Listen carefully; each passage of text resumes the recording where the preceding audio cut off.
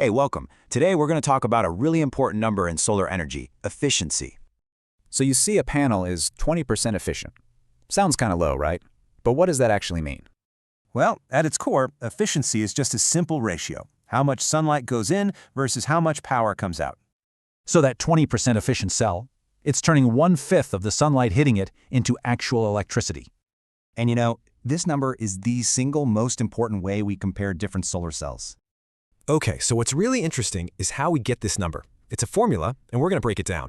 Yeah, this equation might look a little complex, but each part tells an important piece of the story. First up, you've got voltage. You can think of this as the electrical pressure the cell creates. And then there's current. This is the actual flow of electricity that the sunlight generates. And the fill factor? That's all about the cell's quality.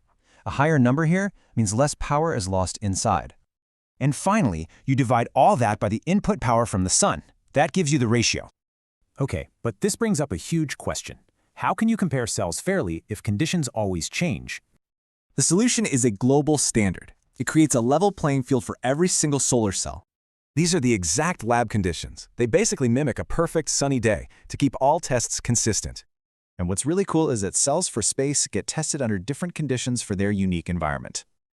So this is super important. That efficiency rating is a benchmark, not what you'll get every single day. Because out in the real world, you've got clouds, you've got haze, and especially heat, which really affects output. All right, so let's get to our final point. If it's just a benchmark, why does this one number matter so much? It's actually pretty simple. Higher efficiency means you get more power from less space. That's it. And this really shows the progress.